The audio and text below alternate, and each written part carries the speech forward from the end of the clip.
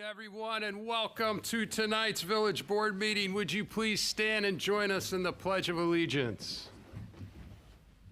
I pledge allegiance to the flag of the United States of America and to the republic for which it stands, one nation, under God, indivisible, with liberty and justice for all. Okay, roll call, please. This evening, we're starting with Trustee Stokowski. Here. Stapleton. Here. Worsley. Here. Kittredge. Here. McClafferty. Here. Shaughnessy. Here. Okay, thank you. All right, consent agenda.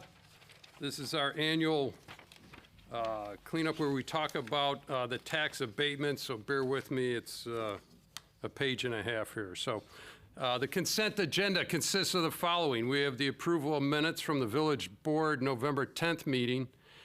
We have approval of disbursements from November 11th through November 24th. We have an ordinance O-56-25 for levying an assessment of taxes for the Village of Lamont, Cook, Will, and DuPage Counties, Illinois, for the current fiscal year commencing on May 1st, 2025, and ending on April 30th, 2026. We have an ordinance O-57-25 abating the tax hereto levied for the year 2025 to pay debt service on $3.4 million of general obligation bonds, which are considered alternate revenue source series 2012C of the Village of Lamont, Cook, DuPage, and Will counties of Illinois. We have an ordinance O-58-25 abating the tax hereto levied for the year 2025 to pay debt service on $955,000 of general obligation refunding bonds, again an alternate revenue source, Series 2014A, and $960,000 taxable general obligation refunding bonds, Series 2014B of the Village of Lamont, Cook, DuPage, and Will counties of Illinois. Continuing on, we have an ordinance O-59-25 abating the tax hereto levied for the year 2025 to pay debt service on $5.58 million of general obligation bonds relating to waterworks and sewerage alternate revenue source. This is Series 2015A, and $2.69 million of general obligation refunding bonds. Again, this is an alternate revenue source, and this is Series 2015B, and $1.18 million of general obligation refunding bonds. Another alternate revenue source, this is Series 2015C of the Village of Lamont, Cook, DuPage, and Will counties of Illinois. Next up, an ordinance O-60-25 abating the tax hereto levied for the year 2025 to pay debt service on $4.16 million of general obligation refunding bonds, alternate revenue source. We have a Series 2017A and $1.94 million of general obligation refunding bonds, alternate revenue source. Series 2017B and $890,000 general obligation refunding bonds, alternate revenue source, Series 2017C of the Village of Lamont, Cook, DuPage, and Will counties of Illinois. We have an ordinance O-61-25 abating the tax hereto levied for the year 2025 to pay debt service on $5.25 million of general obligation refunding bonds, waterworks and sewerage alternate revenue source. We have a Series 2019A and $3.6 million of taxable general obligation refunding bonds, again, alternate revenue source. We have Series 2019B and $5.2 million of general obligation bonds relating to waterworks and sewerage alternate revenue source. We have Series 2019C for the Village of Lamont, Cook, DuPage, and Will counties of Illinois. We have ordinance O-62/25 abating the tax hereto levied for the year 2025 to pay for debt series on $2.625 million of general refunding bonds. Again, alternate revenue source, Series 2020 for the Village of Lamont, Cook, DuPage, and Will counties of Illinois. Continuing on, we have ordinance 063-25, abating the tax hereto levied for the year 2025 to pay debt service on $7.2 million of general obligation bonds for waterworks and sewerage alternate revenue source. We have Series 2022 for the Village of Lamont, Cook, DePage, and Will counties of Illinois. We have an ordinance O-64-25 amending the fiscal year 2025-2026 annual operating budget amendment number 2 for the Village of Lamont. We have resolution R-83-25 approving professional services agreement between H.R. Green and the Village of Lamont, Illinois for fiscal year 2027 relating to water main improvement design engineering. With all that being said, I need a motion, please. So moved. Second. We have a motion by trustee Stapleton, seconded by trustee Kittredge. I know that was a lot of abating and tax here too. I'm going to hand it over to Darshana. Darshana, just in general, when we hear the word abating the tax, correct me if I'm wrong, we do not have special referendums and levies to pay for what we do for capital improvements. We collect our monies, we pay for all our capital improvements for the most part through either bonding, and then we pay those through our taxing, either it be sales tax, property tax, what we get, alternate revenue sources, and our water and sewer as well. So again, when you hear that, that means we have not had special referendums to do this, and that's very important so people understand that. And go ahead, Darshana, if you want to expand on that or further explain that. I think you covered it mostly, Mr. Mayor, but thank you. It's just abate, because we've pledged revenues against these bonds, we need to abate them because we're not going to be levying any taxes. So that's the reason why we need to abate these ordinances, because they're pledged revenues with general fund revenues and other such revenues. Thank you. And again, that's, But the that key is the word is reason why. abating, and abatement means Yeah. we're not levying There's no specific additional for tax on these. It's part of the normal course of doing business. We do take out bonds as need be on special projects, but we pay off those bonds, as we just talked about through these several ordinances. We pay those off through the monies that we receive on normal course. So again, these are not special levies. These are not, I'm sorry, these are not going to be special referendums or taxes that we, carry on, to the public and our residents. So just wanted to clarify that. Thank you, Darshana. Any other questions or comments regarding this long consent agenda? Need a roll call, please. Snagowski, Yes. Stapleton, Yes. Forsley, Yes. Kittredge. Yes. McClafferty. Yes. Shaughnessy. Yes. Okay, motion approved. All right, next up, we have some special guests here tonight. We have Lamont High School 210. They're going to give us a report. Looking forward to that, and welcome.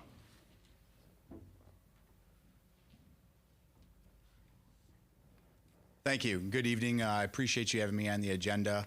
My name is Dr. Matt Maxwell. I'll be representing 210 tonight to provide some information on the enrollment history and potential projections here for our high school. So if you continue on to the next slide, please.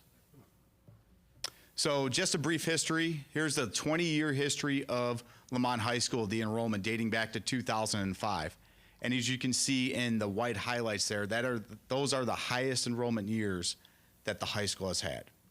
So the highest enrollment the high school has ever had was in 2012, and that was 1,507 students. And as you make your way down to 2026, you see we're at approximately 1,271 right now. So the highest ever was at 2010 to 2012. So taking a look at that, we wanted to get an idea on, we know Lamont's growing, and have an idea of where we're going to be later on down the road. So looking at some enrollment projections here, starting with 2025-26, we have our enrollment going across, and right now the projection, we're at a 1266, and it's going to continue to grow as we move on to 2036 and 2037. So in order to get those projections, what we did, we have collaborated with 113A. We get their grade levels going 8th, 7th, 8th, 6th, all the way down to second grade to see what their current enrollments are. And in order for us to do some projections, what we've done is we've added 45 students to, take into account those that we get per parochial schools, other students that may come in. In our history at Lamont High School, when freshmen come from Old Quarry, we've typically received up to 60 students, sometimes as low as 30. So for our projection purposes, we used 45 as that number when we accounted for the freshmen coming in later on down the road. So as you take a look at those projections based on the current numbers that we have and the current numbers that have come from 113A, our enrollment is going to steadily go up and increase. We're looking at 2031, 2032 to have 1390 in our school district at that point. And as you can see, as you get down to 35, 36, 37 area, those are incomplete at this point due to those kids being a little bit too young yet to get those enrollment projections. So that's the current enrollment projections that we've utilized at the high school based on numbers from Old Quarry and our current enrollments based on the classes. So a couple years ago, Lamont High School District and 113A, they took part in a study with John Casarda, who's a demographer. From there, they were able to get some projections based on, current enrollments that they have, what was going on in the community, current residents that were being added to the community as well. So these projections are all based on the fertility rates, if they remain relatively stable through 2028. This study was completed in 2023 and was presented to our Board of Education in February 2024, so just a few years ago. So looking at the table there, you have the total from the last slide. That's just based on the projections that Lamont High School has come up with. And as you move to the different various columns there, you have a greater, current, and less than. Those are all based off the Casarda study that was done a few years ago. And the greater meant that the fertility rates and the turnover of existing houses was going to be greater than expected. The current was if it remained stable, and less than was if the fertility rates were not as high and the turnover of existing houses in future new residential development was less than what was currently was a few years ago. So as you can see from there, based on our total enrollment projections at Lamont High School, we're actually trending toward the less than column for our enrollment at the high school. So you can see if you look at 25, 26, we have 1266 students. His projections a few years ago was 1255, which would have been the less than. And as you make your way down those columns, you can see that the highest enrollment that he did project for the high school, if everything was greater, the fertility rates were greater, the turnover of his existing houses were greater, and future new residential development was greater, the highest enrollment that they projected was 1,701, so 1,701 students we would have by 36, 37 if everything were to increase dramatically. So that's just a little bit of our enrollment projections based on a study that was done in conjunction with 113A a few years ago. There has been talks between both districts about the possibility of doing this study again due to some recent developments within the community and the increased residents that have been taking place over the past couple of years to get a fresh study so we have more improved numbers that are related to where we're at today. So just some long-term plans based on, you see the enrollment projections and based on what we have done here at Lamont High School. So right now, based on the 2006 referendum, we do have capacity for 2,000 students in our schools. Now that doesn't consist of teachers if they had to leave their classroom for another teacher to utilize that classroom for their plan period. But we do have the room for 2,000 students at capacity.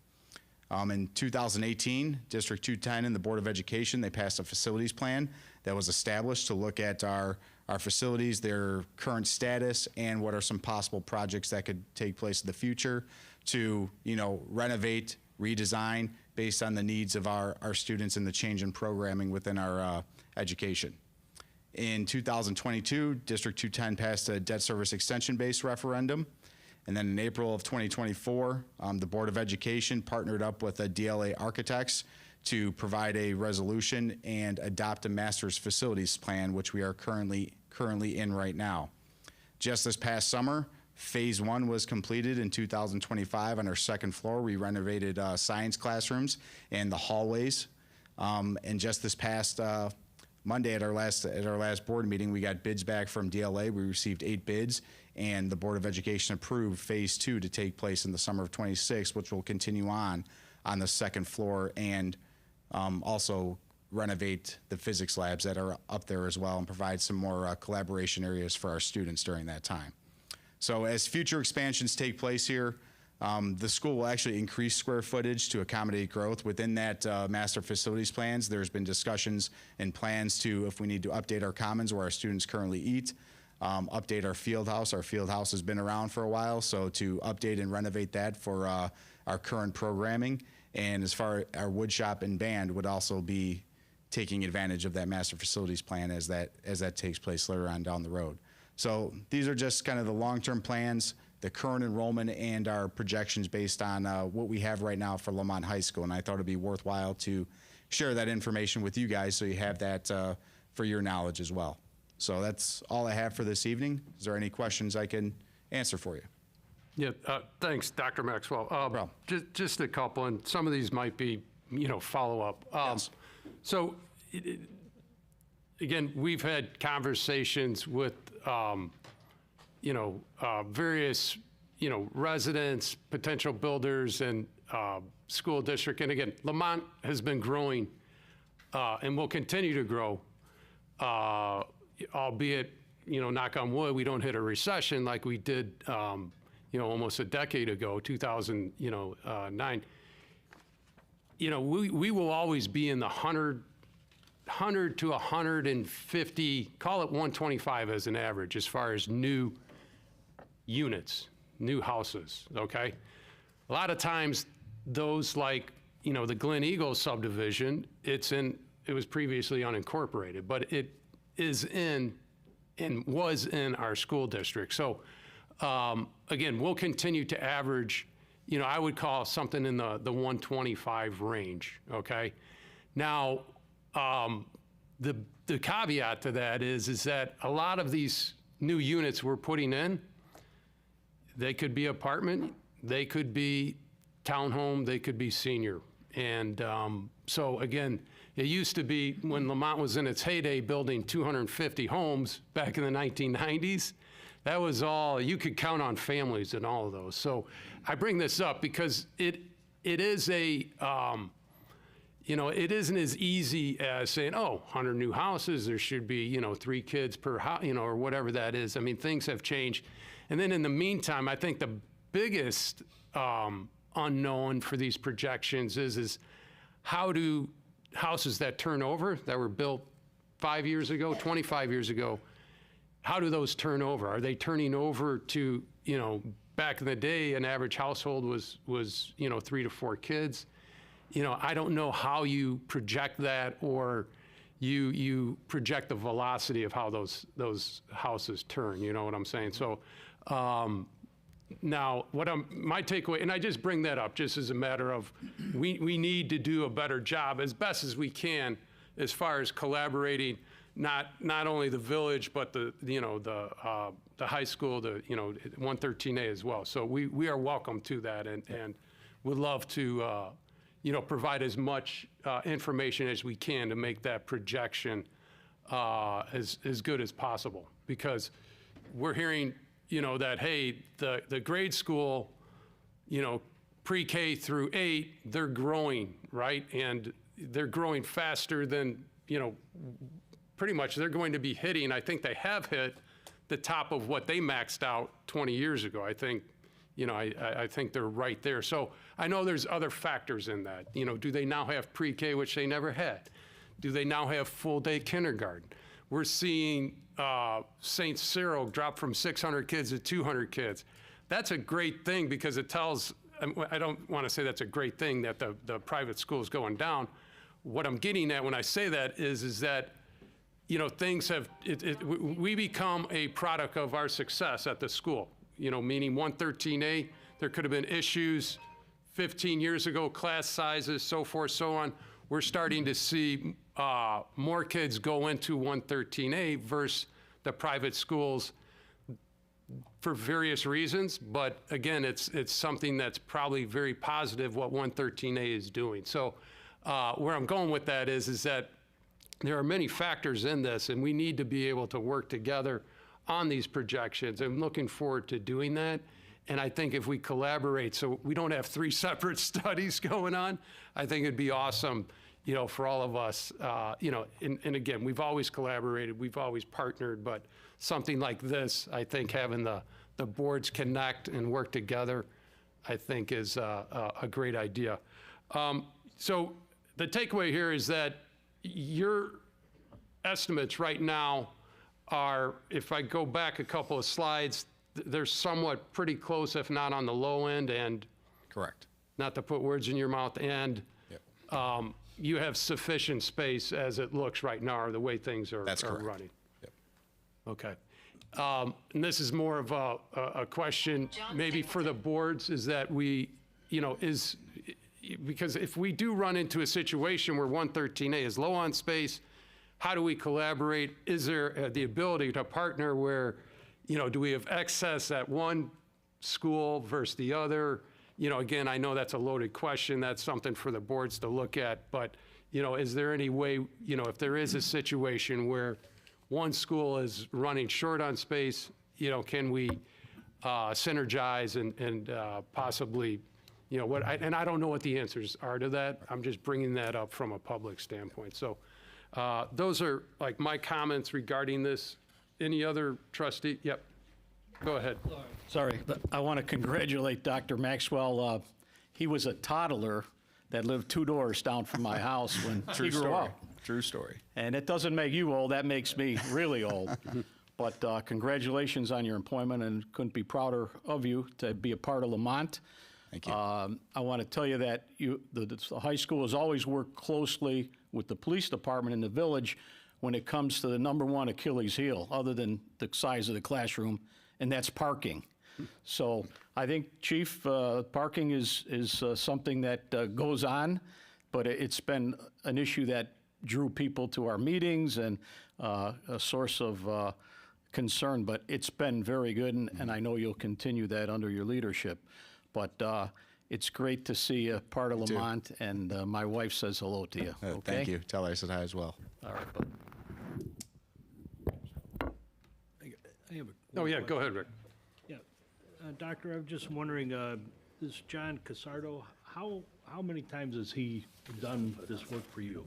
Just one time. Just one time? Yes. And how, did he look at the historical data then, I'm assuming, and how accurate were your previous estimates to reality? Yeah, so his study is actually on our website, and what I can do after this meeting, I can make sure I could get that information to you so you could take a look at the whole study. I just took bits and pieces of the enrollment I projections, don't know I think. anything about demographers, but, you know, some are probably better than Yeah. others, and I'm just anxious to see how well he's done. Yeah, he's the well-renowned demographer for schools when it comes to enrollment projections. Thank you.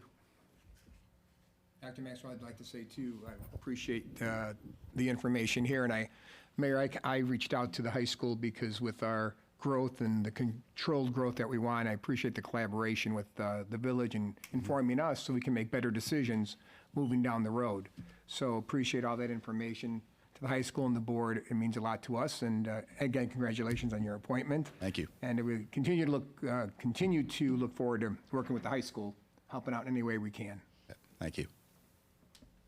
Dr. Maxwell, just one quick question. You said that coming from Old Quarry, the run rate is plus somewhere near 60, but you added 45? Correct. So if 300 kids graduated Old Quarry, you'd We would do assume 345. Yes, or correct. something like that. Got it.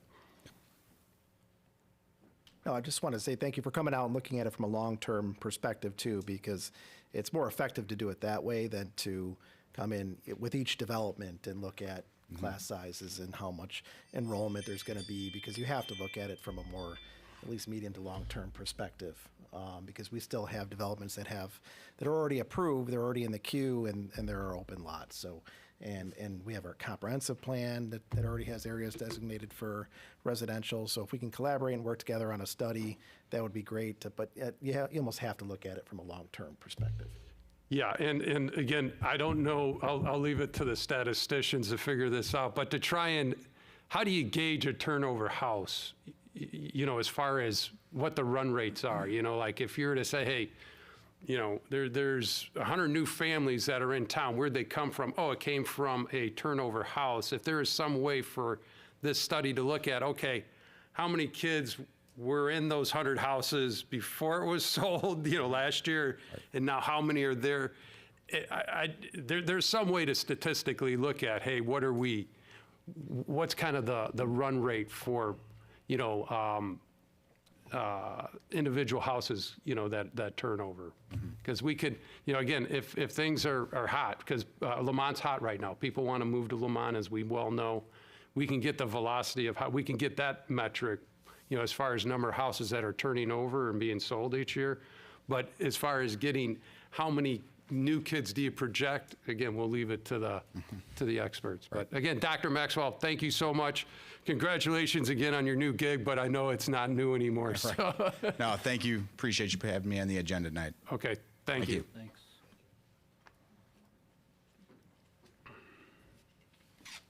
All right, next up, we have the appointment of Chad Stauber to the position of the Art and Culture Commission.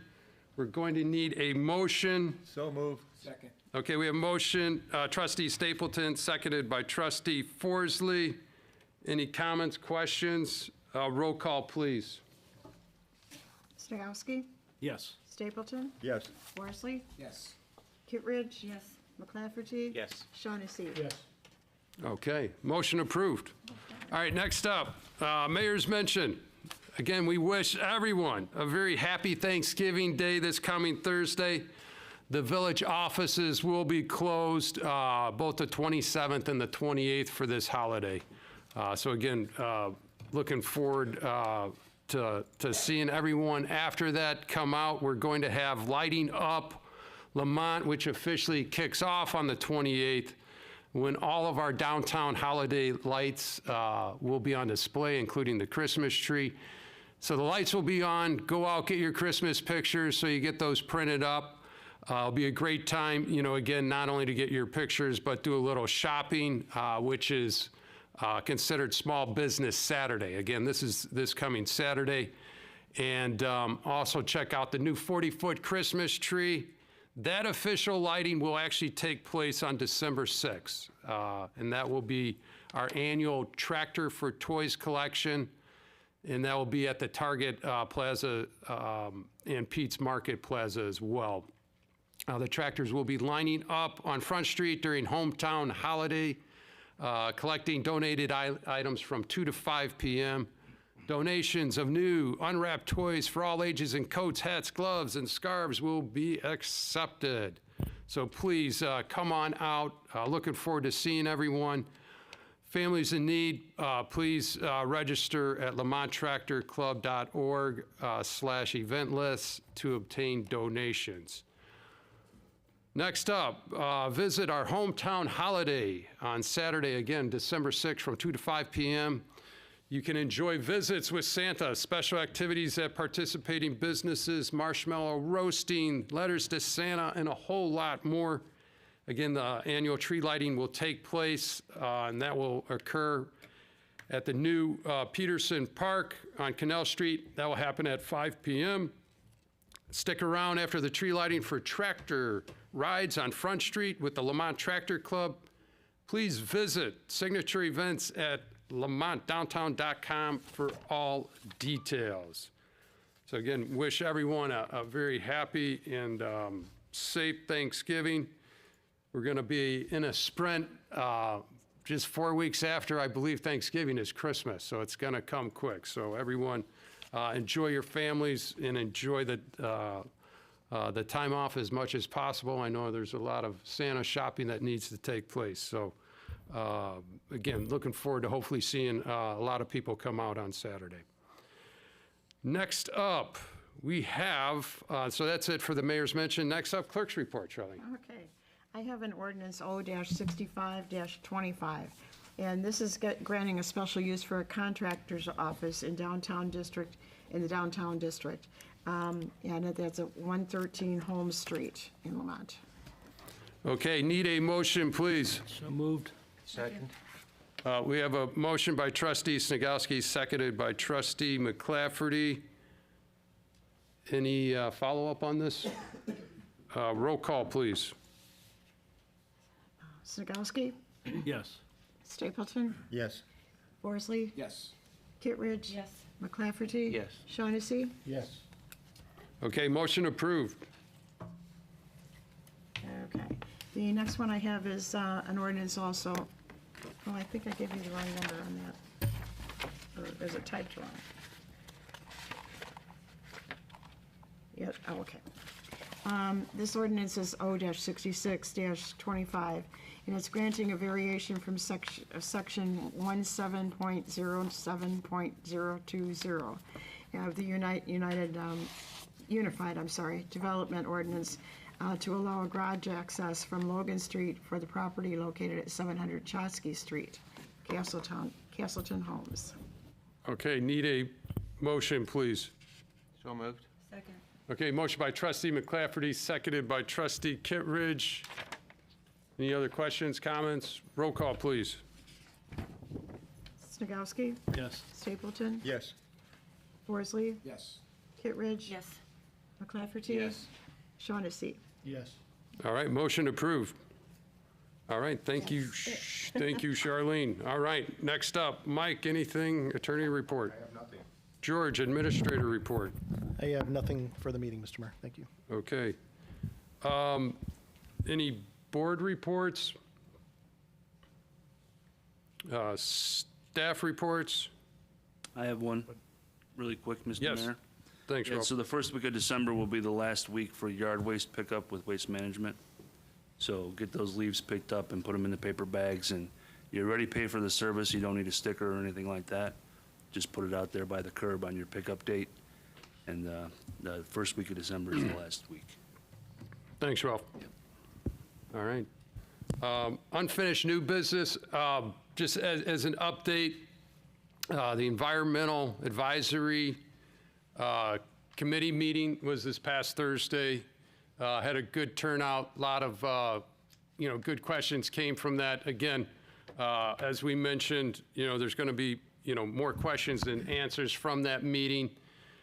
Brian Ranke presented to the staff members as best as he could basically the data that's out there from a public standpoint. There's a lot to unpack there, a lot of information, a lot of questions. There will be, as we mentioned, follow-up workshops to address those questions. And right now, the current schedule for at least 3 of the follow workshops, CITCO has committed to Tuesday, December 16th at 6 to 7:30 p.m., Wednesday, the 17th, from 1 to 2:30 p.m., Tuesday, January 6th, 6 to 7:30 p.m. That'll be at Big Run Golf Club. To sign up to it and to attend and to forward questions, can Jen Hannon, which is JHANN01@citgo.com, and her phone number is 630-296-2959. So just wanted to follow up on that. As far as any other new business or old business? I have one item. Go ahead, Rick. To consider for new business in the future when we start working on our next year's budget. Ralph, while you're still here, in light of the ordinance we approved tonight on Logan with the driveways, I think we ought to take a look at the overall plan we have for alleys in the future. The reason I keep bringing it up is because, we're maintaining these things. Should we work as a phase-out plan? It's just something we need to talk about and discuss on a long-term basis. Otherwise, we'll end up maintaining an alley for one building potentially. But even that, somehow we're going to have to accommodate that for a period of time. But where do we go in the future? So just overall, I think we need to have a discussion about it and just plan on what's our long-term goal there. So I just put on some cow meeting down Okay, early in the year as we work on the budget. thanks, Rick. Thank you. All right, anyone else? Okay, all right. With that being said, George, audience Yeah, thank you, participation. Mr. Mayor, and thanks, Mike.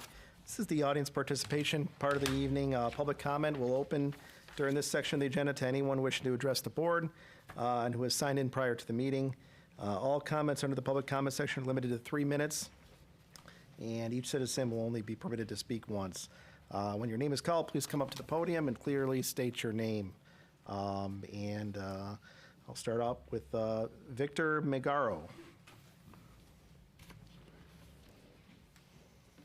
Hello, Mr. Mayor, Ms. Smolin, Mr. Schaefer, distinguished village trustees. Yep, sorry, I get emotional. Go ahead. No, you're good. No problem. My name is Vic McGarrell. I moved here 6 years ago with my wife from Chicago's Bridgeport neighborhood to Lamont. We love it here. The restaurants, the citizens, all the other businesses, it makes it easy to live here in Lamont. I did 30 years on the fire department, and afterwards I went to the private sector as a fire and explosion investigator. Along my travels, I listen to podcasts. And Turning Point USA was one that I listened to a lot. And I'm sorry, I get choked up. That's okay, take your time. So, what a great idea Charlie James Kirk had. 217.5 Illinois Street started Turning Point USA. And on September 10th this year, some lunatic, and I won't put his name, he doesn't deserve it. I believe an honorary street name on Illinois would be okay. It's a state road, so I really don't think anybody in Illinois upper government's going to approve a name change on a state road for Charlie Kirk. But I think an honorary street sign is very reasonable to ask.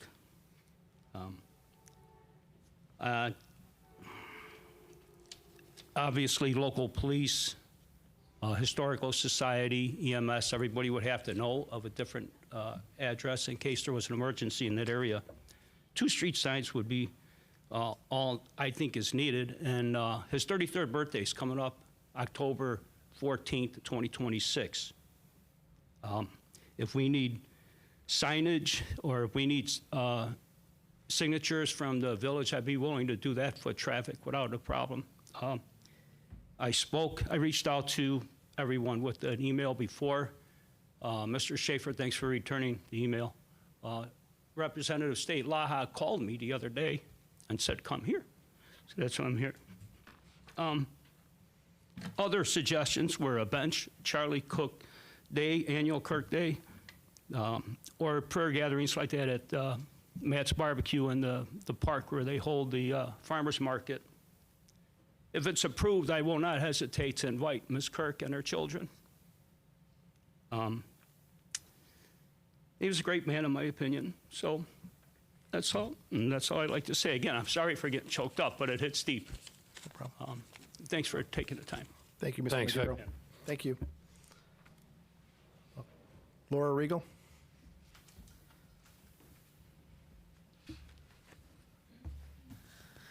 Laura Regal. I just want to make sure the board's aware with regards to Cooper's Ridge. Illinois law prohibits a municipality from giving public property to a private party without fair value. A land transfer that benefits a developer without public benefit can trigger taxpayer lawsuits under the public trust doctrine, claims of improper use of municipal power, and attorney general scrutiny. I think 113A is going through a situation with that with Brown Barrack Schools. So I would highly recommend that this board consider those things first. Next, I'd like to bring up some chapters of your own municipal code. Chapter 2.08.010, meetings. All regular board meetings shall be held at the hour of 7 p.m. at the Village Hall on the second and fourth Mondays of every month. I believe this was 6:30, so I believe you either need to change your ordinance or you've been violating your own code that you have in place currently. Next, 2.08.30, standing and special committees. Trustees shall be assigned to committee responsibility in an effort to foster policy direction and leadership regarding specific community needs.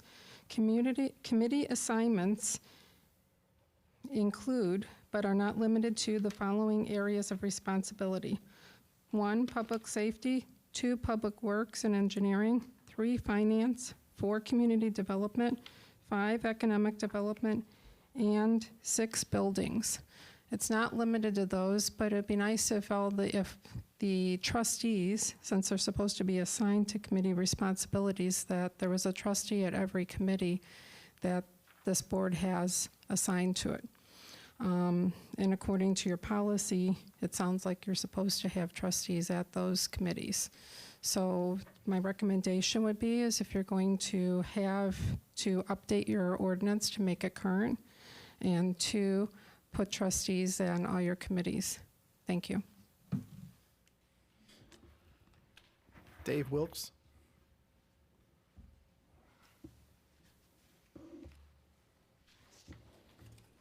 Dave Wilkes, 451 High Road. You guys all know me. Got to clarify something at that EPA meeting.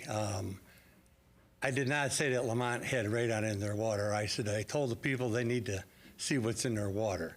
George chastised me after the meeting, and he said, you guys filter your radon out. Ralph comes up to me and throws me his water status for 2024. And I told him, too, I never said that Lamont's water had radon in it. Half the people at that meeting were not from Lamont. They were from Romeoville, Lockport, Homer Glen, Palos Park, and Ron was there. I got commended by 2 of the biggest superintendents on piping industries that come to me afterwards, and they flat out told me I was spot on with my stuff with all the other refineries and everything that's out there. And they all said that it went right over those people's heads because they don't know. Now, Ralph also said that, I want to complain about High Road. Well, you're in for it now. 6 weeks ago, you guys took and you put a patch on the road. Took us 5 days. Yeah, now you know how many trucks are on that road.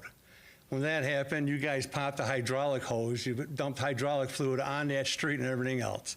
You sweep most of it up, but the rest of the oil dry, you just push into the dirt. Now, you want to talk about contaminating stuff? We didn't do that. That was not us. It was your saw cutter machine. Well, it was from you. It was a contractor for Cigna. Hey, They saw cut the road and did the patch? Ralph. I'm sorry. Yeah, I know. I mean, I don't want to be blamed for something that isn't. I know, but it doesn't matter. All your Lamont trucks were there. Sorry, bro. Wasn't us. I'm not getting involved. Go ahead. I'm going to have to keep taking pictures and stuff to prove it. Yeah, right. and we're going to have, go ahead, finish up. Now, okay, so outside contractor did the saw cutting. They saw cut 2 other patches out there. That's going to fall apart. They didn't finish fixing those pieces of the road. Now, also, you guys, if you would clean the sides of the road, which you did 127th Street, you did not do High Road. You abandoned High Road all the time. And address your comments to the Well, board. I'm just saying, Yeah. and I told you that at the first meeting, that you guys did a wonderful job on 127th, you didn't do nothing on High Road. If you cut the size of that, you'll see where the EPA monitor is on High Road. It's a 24/7 monitor that runs, and it's for Citgo. I really appreciate it if you guys would get down there and fix High Road, get the water off the road. And I suppose, since he mentioned that they didn't do that, you guys didn't dump that 3-inch rock down there, which you got more water going on the road now. And the worst thing is, it was the Lamont trucks, okay? And they went right past my house. My end of the road is a 5-ton load limit, and you drove loaded trucks with stone right past my house. What a rub in the eye that is. You guys need to straighten the stuff out on High Road. Thanks, Dave. And address the board with comments, if you could, next time. Jerry Sutherland. I'm sorry, Amy Kelly. then Jerry, maybe. Yep. Amy Kelly. For the record, I do not want to be here. In fact, actually, according to the Chicago Tribune, all I really care about is my hair, my nails, and my dog. And there is some truth to that, yet here I am. Because after 5 weeks, dozens of emails, the LEAC meeting, multiple media stories, rooms full of concerned residents, I still don't know any other way to communicate with all of you with regard to getting movement on the same 2 simple things that we have asked for over a month ago. When the mayor said the village would notify us if there was Amy, an Armageddon. Amy, can you use the mic if you Sure. could? Yep. When the mayor said that the village would notify us if there was an Armageddon-like situation going on, I was looking for something a little more practical, something between nothing and the end of the world. And the solution is embarrassingly simple. It's a phone call, it's an email, it's registering the village with the National Warning System, the IEMA. That's it. Residents can't do it on our own. It requires a municipality to register. Everyone has their laptop here. It's like, it can be done by the end of the meeting, and I don't understand why, after 5 weeks, it hasn't been done.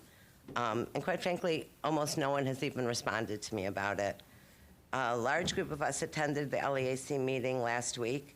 We always do, because the LEAC meetings historically have been transparent, informative, and very conversationally interactive.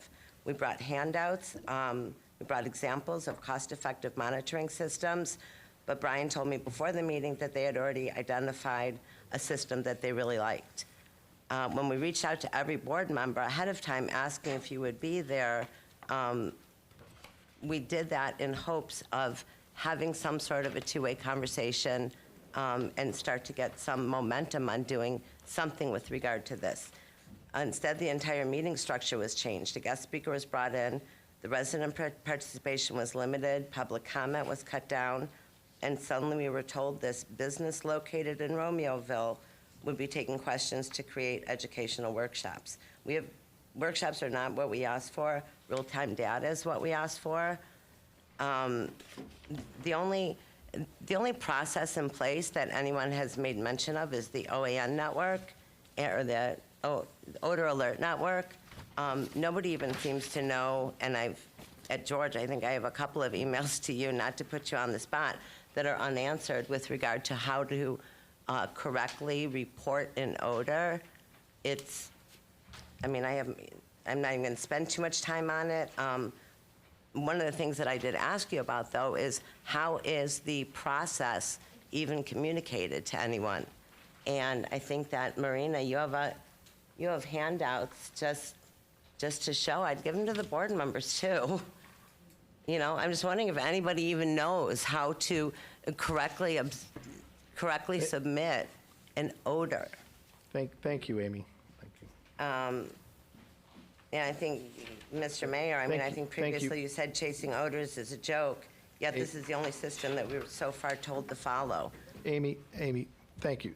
No, you guys cut me off actually at 2 minutes and 23 seconds last week, so I'm going to finish up a couple of things.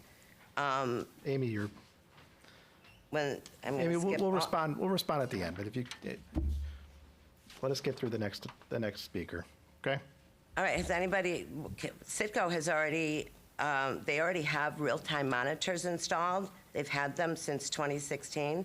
After they paid a $2 million penalty for clean air. Jerry Sutherland.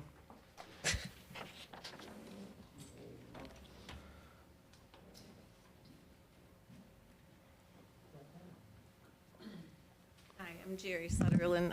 I would just like to make a quick comment and just reiterate about Vic, his comments about an honorary road sign for Charlie Kirk. It would be so fantastic for Lamont, and since he's had his start here, amazing, in 2012. So that's what I'm hoping this can be thought about at least and passed. That's all I have to say right now. Thank you. Thank you. Marielena Cordova. That's it after that.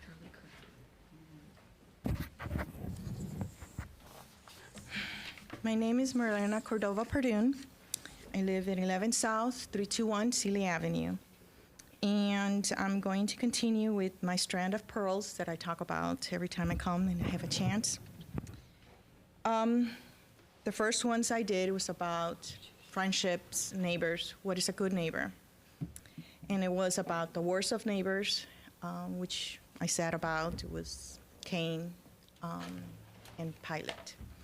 Then I said about the best of neighbors and friends, which was our heroes that have served, and our policemen and firemen and all of them.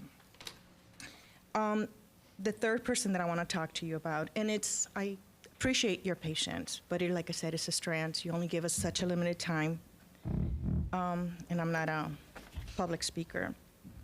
There's a story long ago that says that in a certain city that there was a judge who did not care about certain things. You can replace the word judge as public servants, basically. And this was this person who came every time she could to this person of authority for help. He really had his own agenda. He had to do his own thing. But this lady, this person, it could be a woman, it could be a widower, or it could be anybody, persistently came every time she could to plead her case. She begged, she pleaded. Now, this person in authority did not want it to hear, and he has comments. He did not want it to hear it. But it was so much persistence of this woman that he said, I just want her out of my life, out of my hair, out of my person, because she will drive me crazy. And as I hear my neighbors, and I've heard from other stories about the past, about how we coming to you for help as neighbors, as friends from the same town, to please hear our cases. Either it could be from a road, either it could be from the Citgo, either it could be from the gas station, it could be our plead, it could be a road for a person that did much good in his life. Because on these stories, there's always a reward for good deeds. As he said, because she bothers me, this widow bothers me, I will give her legal protection. Because she bothered him. And whoever's in high authority knew what was happening. And he also said, he would hear our cries, as our prayers, as our supplications to a higher power to help us, and it will hear us, one way or the other. So I will come persistently to plead our cases, not only for myself, but for many, that we need your help. Cannot do anything without your help, because you are in a position of power. And I appreciate all your service hours that you do, and also for all the good things you have done. But this is another thing that we're asking you to please consider our petition. Thank you. All right. That concludes the people on the sign-up sheet, Mr. Mayor. Okay, all right. So just to reiterate,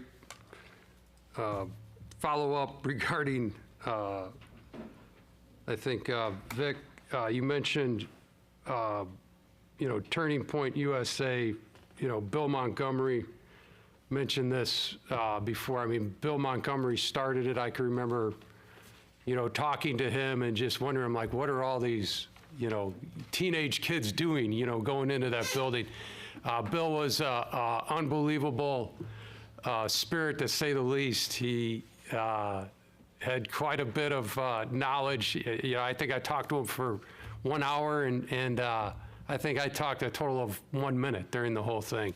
But Bill, what he did was unbelievable. Obviously, Turning Point, the organization, I know there's political sides on each side of it, right?